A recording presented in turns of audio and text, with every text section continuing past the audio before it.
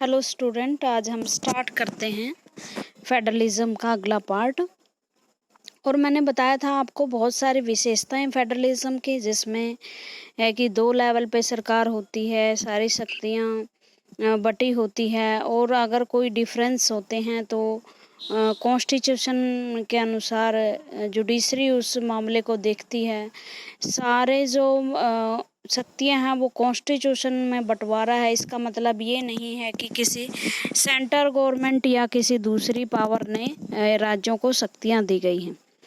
तो इस तरह से जो इंडियन कॉन्स्टिट्यूशन है उसमें डिक्लेयर किया गया है कि भारत एक यूनियन ऑफ स्टेट्स है। यूनियन ऑफ स्टेट, ये आर्टिकल मैंने आपको जब शुरू में बताया था, चैप्टर शुरू करने से पहले, आर्टिकल 1 उसमें साफ साफ लिखा हुआ है भारत जो इंडिया है या इंडिया जो भारत है वो एक राज्यों का संघ होगा, यूनियन ऑफ स्टेट होगा। देखो, फेडरलिज्म शब्द कहीं भी भारत में लिखा हुआ नहीं है, यूनियन ऑफ स्टेट का मतलब ही फेडरलिज्म मान लिया गया। Although it did not use the word federalism federation, the Indian, ये यही आगे लाइन की वर्ड फेडरेशन कहीं भी यूज नहीं है। The Indian union is based on the principle of federalism. इस तरह से जो भारत यूनियन है, भारत संघ है, भारतीय संघ, वो फेडरलिज्म के संघ पर आधारित है। और ये मैंने आपको ये भी बता दिया था कि फेडरलिज्म कोई नई सेटअप सिस्टम नहीं था हमारे देश में, अंग्रेजों ने ही इसे सेटल किया हुआ था। Let us go back to the 7 feature of the federalism mentioned above। अब हम 7 फीचर जो हमने पढ़ी है अभी ऊपर, पिछली वीडियो में पढ़ी थी हमने कि 2 लेवल पे सरकार होती है, शक्तियां का बंटवारा स्पष्ट होता है, कॉन्स्टिट्यूशन में होता है। We can see that all these feature apply to the provision of the Indian constitution. और सभी ये फीचर इंडियन कॉन्स्टिट्यूशन में लिखी हुई है।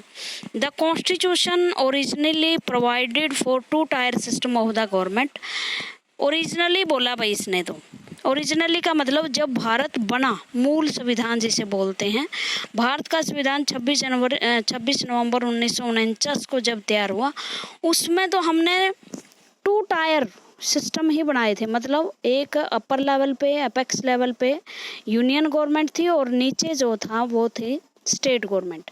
जो 3rd लेवल की मैं हमेशा बात करती हूँ पंचायतों के रूप में, वो भारत के कॉन्स्टिट्यूशन, जो मूल संविधान था भारत का, जो ओरिजिनल संविधान था, उसमें नहीं था। ये 1993 में हमने जोड़ा था। बाद में 1993 में 73rd अमेंडमेंट के द्वारा और 74th अमेंडमेंट के द्वारा, अमेंडमेंट होता है संविधान में संशोधन करना, परिवर्तन करना, उसके द्वारा हमने 3rd लेवल जो वो जोड़ा था सत्ता का, जिसमें लोकल गवर्नमेंट, जिसमें पंचायती राज सिस्टम आता है, उसको शक्तियां दी थी। तो 2 टायर में क्या था, हमारे यहाँ यूनियन गवर्नमेंट थी और what we call the central government, जिसे हम सेंट्रल गवर्नमेंट भी कहते हैं। और federalism was added in form of, जिसे हम सेंट्रल या यूनियन गवर्नमेंट ऑफ इंडिया, मतलब इसके नाम है, एक सेंट्रल गवर्नमेंट है और दूसरी यूनियन, संघ सरकार भी बोलते हैं। भारत सरकार को संघ सरकार बोलते हैं या इंडियन गवर्नमेंट बोलते हैं।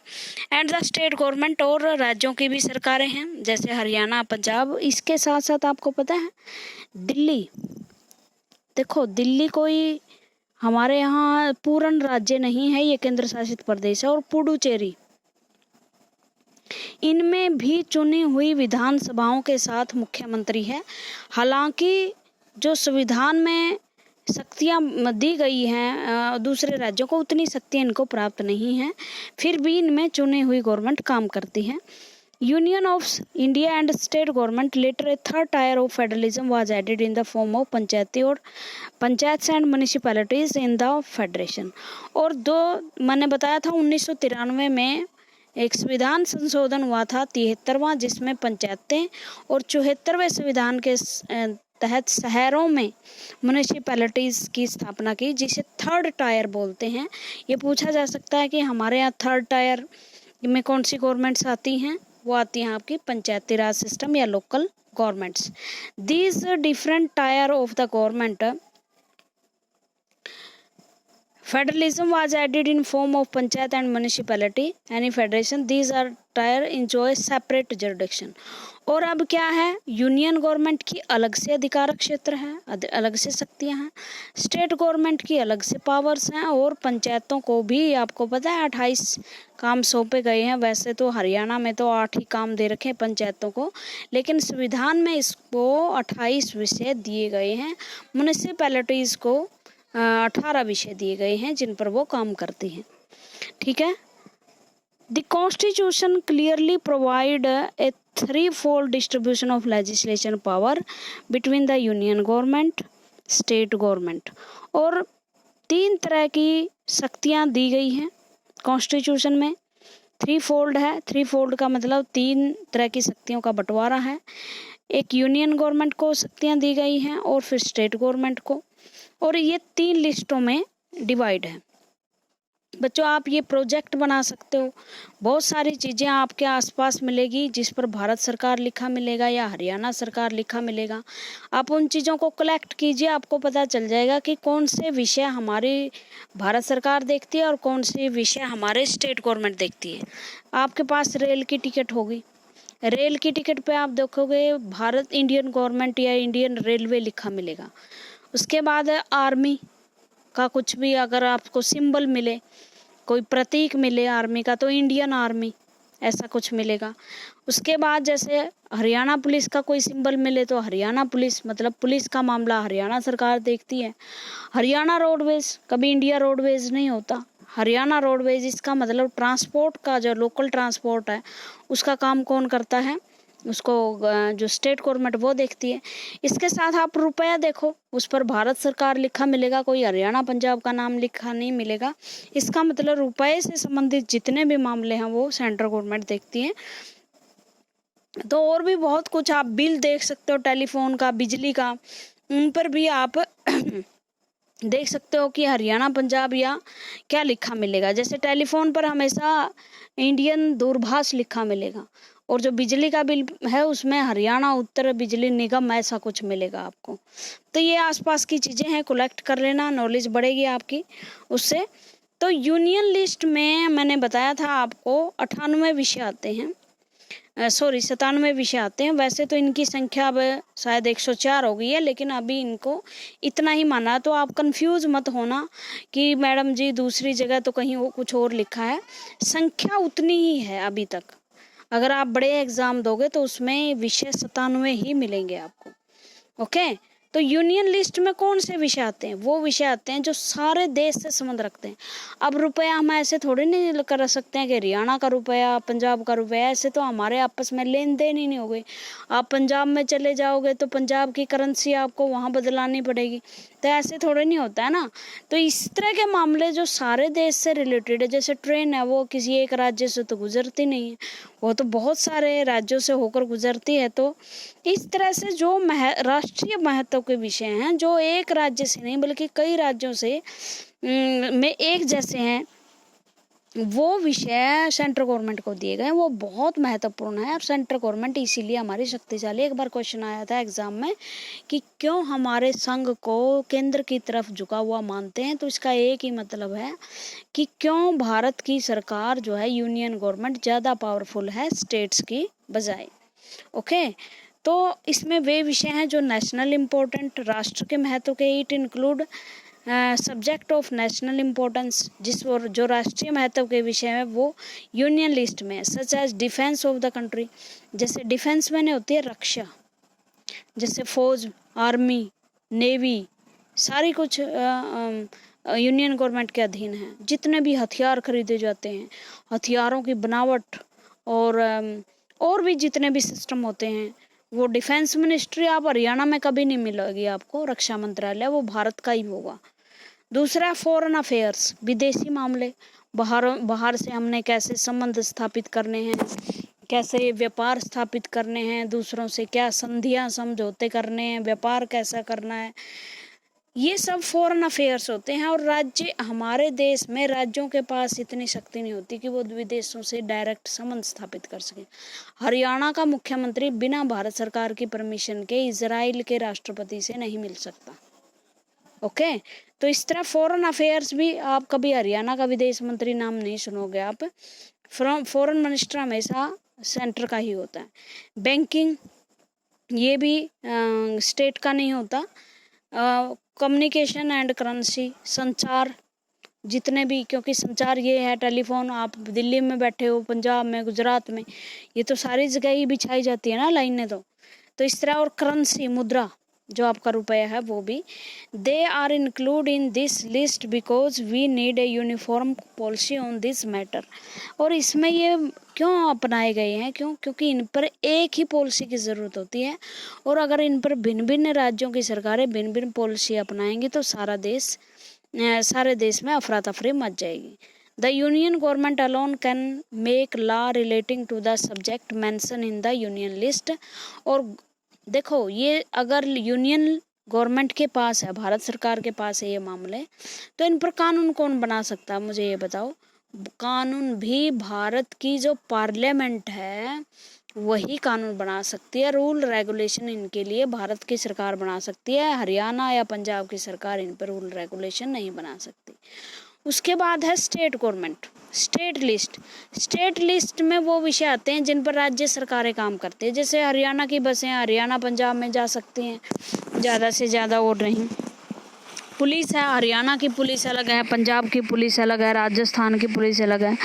व्यापार संबंधी मामले, खेती बाड़ी है, ये छोटे मामले, सिंचाई का मामला है, ये स्टेट लिस्ट में आते हैं। State list contain subject, state list में वो सब्जेक्ट आते हैं state and local importance such as police, trade, commerce, agriculture and irrigation. इनके एग्जाम्पल ज़रूर याद कर लेना आप। उसमें वो मामले होते हैं जो स्टेट के लिए इम्पोर्टेंस है, जैसे पुलिस है, ट्रेड है, कॉमर्स, दैट स्टेट गवर्नमेंट है। स्टेट गवर्नमेंट उन पर क्या बनाती है, कानून बनाती है। स्टेट गवर्नमेंट उनको रेगुलेट करती है। और इनमें आपको मैंने बता दिया था 68 विषय। कॉन्करेंट लिस्ट, समवर्ती सूची बोलते हैं भाई, ये ऑस्ट्रेलिया से ली गई हमने, समवर्ती सूची में ऐसे विषय होते हैं जिन पर दोनों सरकारें कानून बना सकती, ठीक है ना। हमारा देश कोई दूसरे देशों से मिलकर तो बना नहीं है, उन्हीं में से बना है। तो इसी तरह से हमारे देश की जो सरकारें हैं, राज्य सरकारें, यूनियन सरकारें, उन पर मिलकर काम करती है। लेकिन यहाँ भी यूनियन गवर्नमेंट ज़्यादा पावरफुल है, क्योंकि अगर दोनों में क्लैश होता है तो क्या होता है, ज़्यादा महत्व यूनियन को ही दिया जाता है। Concurrent list include subjects of common interest of both union government as well as state government. दोनों तरह के विषय होते हैं, स्टेट गवर्नमेंट भी इन पर कानून बना सकती है और राज्य सरकारें भी। जैसे आपके हरियाणा में कुछ केंद्रीय विद्यालय हैं, कुछ नवोदय विद्यालय हैं, कुछ ग्रांट हमारी स्कूलों में सेंट्रल गवर्नमेंट से आती है, कुछ हरियाणा गवर्नमेंट से। तो एजुकेशन एक ऐसा मामला है जिसमें सेंट्रल और स्टेट दोनों मिलकर कानून बनाती हैं। फॉरेस्ट के मामले हैं, one, trade unions, marriage, adoption होती है किसी कोई बच्चा गोद लेना, एंड सक्सेशन मैंने उत्तराधिकार में जो वस्तुएं मिलती हैं। Both the union as well as the state government can make law on the subject mention in the list. दोनों ही कानून बना सकती है, यूनियन गवर्नमेंट भी, स्टेट गवर्नमेंट भी। जो इसमें विषय है, 47। इफ़ देयर लॉज, वैसे तो 52 हो गए हैं विषय, लेकिन इनको 47 ही पढ़ा जाता है अभी तक भी हमारे संविधान में, और आप 47 ही लिखोगे कहीं भी आ जाए तो। If their laws conflict with each other, अगर उनके लॉ एक दूसरे से टकराते, तो मैंने आपको बता दिया बच्चों किसको महत्व दिया जाएगा, किसके कानून को महत्व दिया जाएगा, महत्व दिया जाएगा यूनियन गवर्नमेंट के कानून को। What about subject that do not fail in any of the three list? अच्छा, फाल है, फेल नहीं है, सॉरी।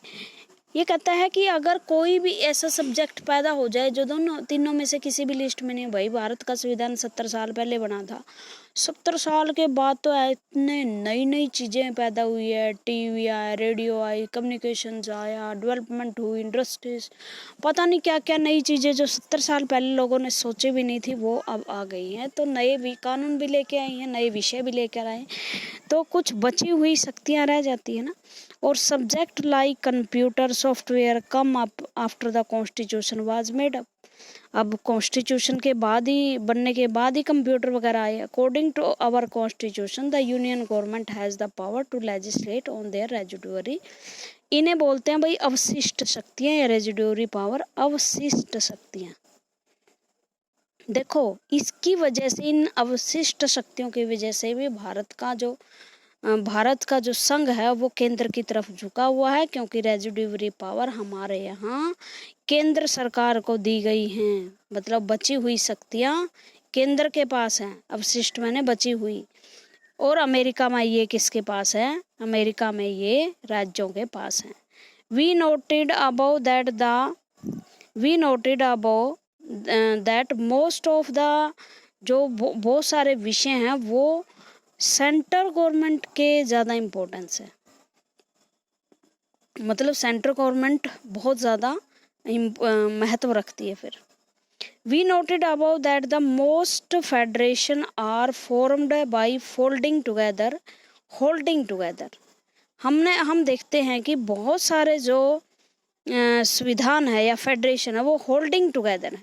होल्डिंग टुगेदर का मतलब do not give equal power to its constituent units.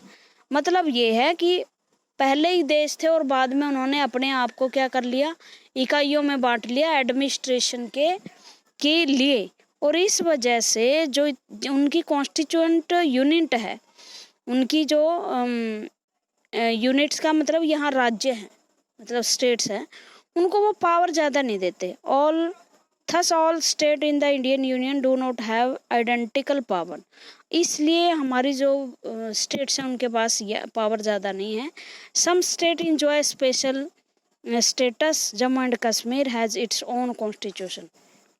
भाई ये लाइन अब रद्द हो चुकी है, क्योंकि 5 अगस्त 2019 को जम्मू कश्मीर का जो ये स्पेशल प्रोविज़न था धारा 370 में कि एक अलग से संविधान होगा, वो अब भारत के संविधान में नहीं है। अब जम्मू कश्मीर राज्य ही नहीं रहा, बल्कि उसकी जगह 2 यूनियन टेरिटरीज बन चुकी हैं, जम्मू कश्मीर और लद्दाख। अब इनका कोई अलग से संविधान नहीं है, इनकी तो चुनी हुई गवर्नमेंट भी नहीं है, बल्कि जम्मू कश्मीर में तो बल्कि चुनी हुई गवर्नमेंट होगी, लेकिन वहाँ पर फिर भी चुनी हुई गवर्नमेंट के पास इतनी पावर नहीं होगी। तो ये तो नहीं, लेकिन इसके अलावा देखो 371 एक और धारा है, इसमें ABCE तक है। उसमें आंध्र प्रदेश, कर्नाटका, असम, नागालैंड, मणिपुर, मिजोरम, त्रिपुरा, इन सभी राज्यों को कुछ स्पेशल प्रावधान है। जैसे इन्होंने कहा कि हमारे देश के संविधान में कुछ स्पेशल प्रोविज़न है कुछ राज्यों के लिए, वो हैं इन राज्यों के लिए। वो आप बड़े होकर पढ़ोगे कि किस किस के पास कौन कौन से स्पेशल प्रोविज़न है, क्योंकि पता उनमें ट्राइबल्स रहते हैं आदिवासी, और आदिवासियों को अलग से सिविल सोसाइटी से अलग से मैनेज करना पड़ता है। इसलिए many provision of the Indian constitution are not applicable to the state without the approval of the state assembly. देखो ये जम्मू कश्मीर की बात कह रहा है। हमारी देश की संसद कोई कानून बनाती तो वो सारे देश पर लागू होता, लेकिन जम्मू कश्मीर की असेंबली पर तब जम्मू कश्मीर राज्य में वो तब तक लागू नहीं होती थी जब तक जम्मू कश्मीर की असेंबली उसे पास नहीं कर देती थी। मतलब उसके पास अधिकार ज़्यादा थे दूसरे स्टेट्स की बजाय। Indian who are not permanent resident of the state can not buy land और हाउस। और एक प्रावधान यहाँ ये था कि जो वहाँ के परमानेंट नागरिक नहीं होते थे जम्मू कश्मीर के, वो वहाँ ज़मीन नहीं खरीद सकते थे, अब खरीद सकते। Similar special provision exist for some other state of India as well. दूसरी के लिए भी हैं, ये मैंने बता दिया था 371 में कुछ अलग दूसरे स्टेट्स हैं उनके लिए भी अलग से प्रोविजन है। There are some units of India union which enjoy very little power. लेकिन हमारे यहाँ यूनियन टेरिटरीज भी हैं, और आपको पता है अभी जम्मू कश्मीर भी खुद ही एक यूनियन टेरिटरीज बन चुकी है अब तो। और इस यूनियन टेरिटरीज के पास राज्यों जितनी पावर नहीं है, ठीक है। There area which are too small, ये बहुत छोटी यूनिट्स होती हैं, जैसे पुडुचेरी है, दादर नगर हवेली, लक्षद्वीप, चंडीगढ़, दिल्ली, और अब तो जम्मू कश्मीर और लद्दाख। ये एक क्या है, यूनियन टेरिटरीज है, स्टेट्स बट इंडिपेंडेंट तो हैं, would come which could not be merged with any of the existing state.